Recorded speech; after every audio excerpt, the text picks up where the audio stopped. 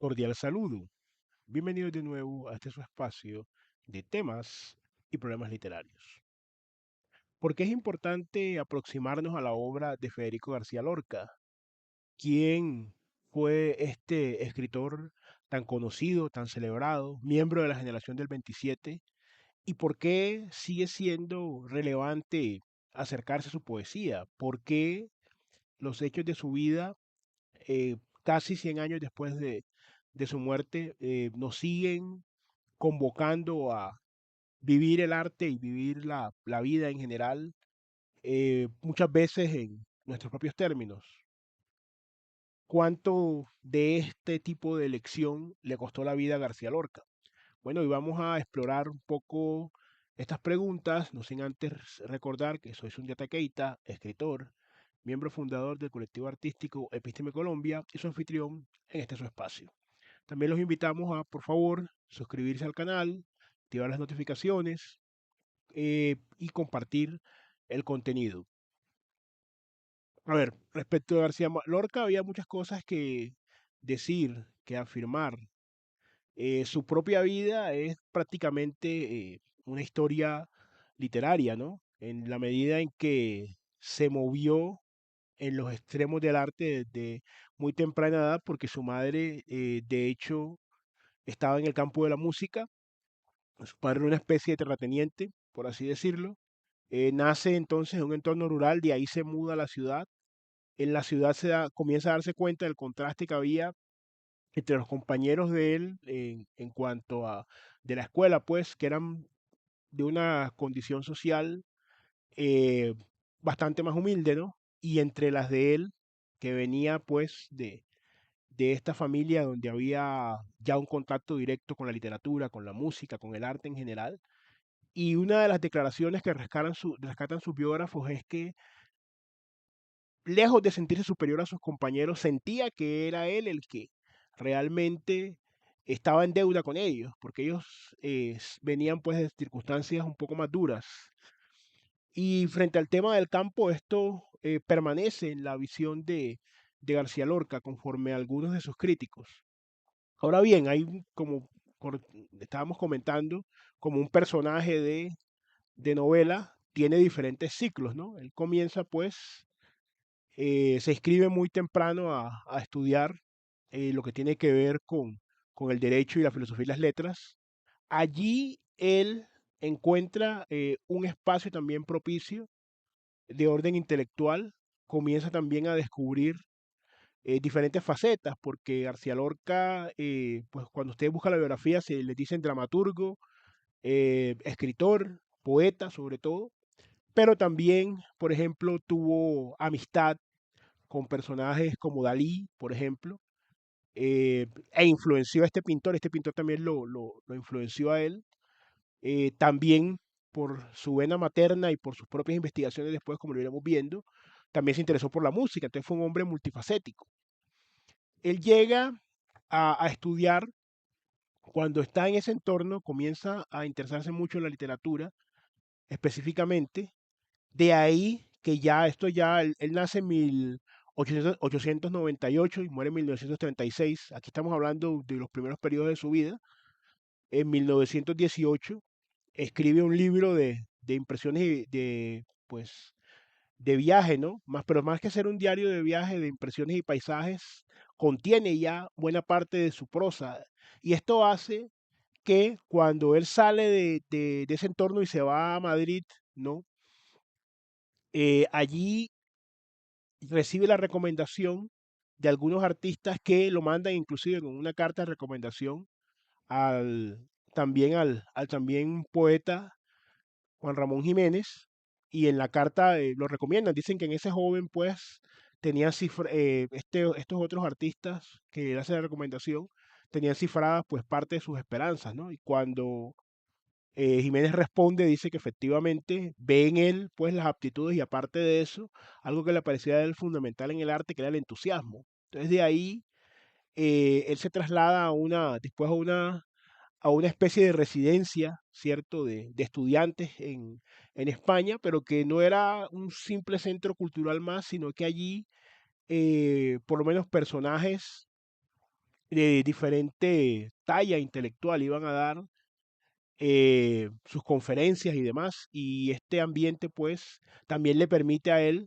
conocer ya en Madrid, como dijimos, a Salvador Dalí y a otra serie de intelectuales y de artistas de la época. Después viene un periodo en el cual él comienza ya a publica su libro de poemas después, a mediados de la década pues, del 20 del siglo pasado, y de allí comienza entonces todo un ciclo exploratorio de su propia vida y de sus aficiones, siempre moviéndose en estos ambientes artísticos, estos ambientes intelectuales.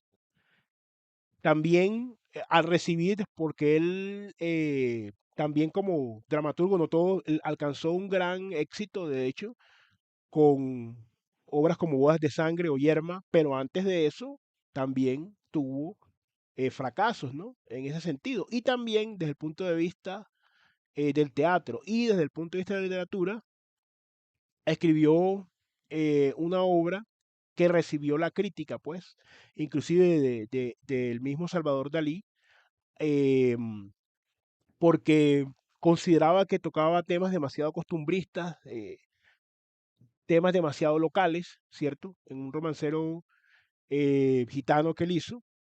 Y entonces, desde ese punto de vista, García Lorca, al verse criticado de esa manera tan dura por sus amigos cercanos, decide entonces hacer un viaje, es el primer viaje que él hace fuera pues de su país, de España, y comienza otra faceta, que es cuando él lleva a Nueva York, ahí se relaciona pues con otro mundo, ¿no?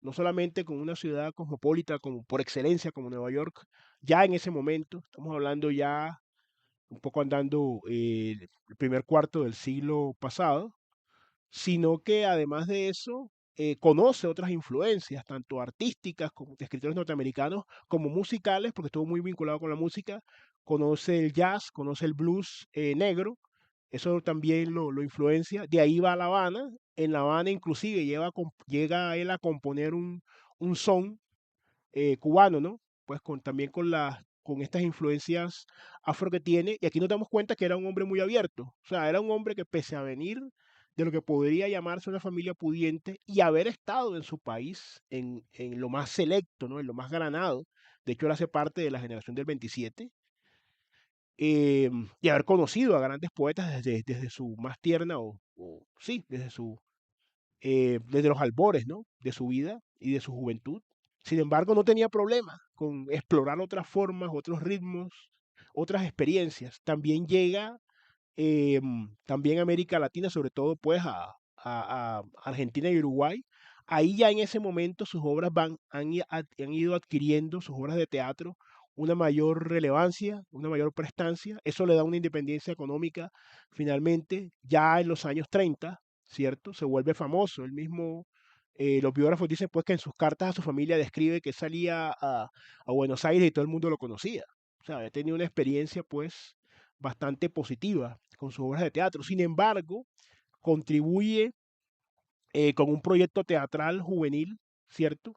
De la Barraca en su país, en España. Él contribuye con este proyecto para, de alguna manera, retribuir a la sociedad, ciertamente, en la visión que él tenía, porque podría considerarse uno de estos poetas, estos artistas comprometidos, ¿no? De hecho, pese a que no quería encorsetarse en una ideología política determinada, de todas formas su tendencia era más a lo que podría llamarse ideológicamente las izquierdas, ¿no? En ese sentido, y lo manifestaba en su vida privada y en su vida pública. De manera que él vuelve a su país, comienza a retribuir con estos métodos de teatro que también había visto en los Estados Unidos cuando estuvo. ¿Qué es lo que sucede? Entonces, en España, estoy hablando ya de los años 30, antes de la guerra civil, viene el derrocamiento de la Segunda República. Entonces, en ese periodo tan convulso, ya, de hecho, una parte, un sector reaccionario, ultraconservador de esa sociedad de ese momento, ya lo criticaba, ¿no? Por una serie de situaciones, tanto de las obras que exponía, decían que eran prácticamente pornográficas, también por el hecho de que era homosexual. Toda esta serie de circunstancias conllevaron a que los falangistas, ¿no? Fieles a Franco, decidieran precisamente, de hecho uno de sus cuñados, que era alcalde en una localidad, de hecho también fue capturado y demás, y él también es capturado por, por esta facción política de ese momento, y ellos lo ejecutan tanto por creer, pensar, considerar que es un espía ruso, tanto por su condición de homosexual. Algunos de los biógrafos sostienen pues que la muerte fue el 18 de agosto precisamente. Entonces, aquí podemos ver muchas cosas, ¿cierto? Tener en cuenta primero la importancia de la retroalimentación entre los escritores y en el caso de García Lorca no solamente de los escritores, sino de los pintores, de los músicos, o sea, cómo el universo de él se enriqueció ante esta serie de opciones que tuvo. Entonces, primero, esa posibilidad. Segundo, el no negarse a ese acceso por uno pertenecer a un determinado grupo o venir de un determinado país, no cerrarse a eso, sino estar abierto, ser permeable por esas estructuras y utilizarlas no solamente en la vida personal, sino en el arte, por las experiencias de viaje que él logró tener. Entonces es importante esto tenerlo en cuenta. Hoy en día quizás no podamos o no queramos, según sea el caso de cada uno, eh, tal vez ir a otro lugar físicamente, pero nos podemos comunicar. Entonces, potenciar de una manera agradable, tener una buena experiencia, sobre todo en el tema de redes sociales, y mirar este ejemplo, ¿cierto? Cómo ser permeable, cómo resistir también una crítica, lo mucho que puede afectar, pero de todas maneras es importante tenerlo en cuenta. Ahora, no quisiéramos, por supuesto, despedirnos sin antes haber eh, leído por lo menos alguno es que tiene muchos poemas y de mucha calidad. Yo había eh, escogido algunos porque realmente vale la pena. De hecho, es un escritor que se sigue estudiando hoy por hoy, de manera que vamos a tener en cuenta únicamente de manera aproximatoria, ¿no? Que tiene diferentes temáticas. García Lorca no se limitó a un solo tema. Entonces vamos a ponerlo, yo había visto varios acá.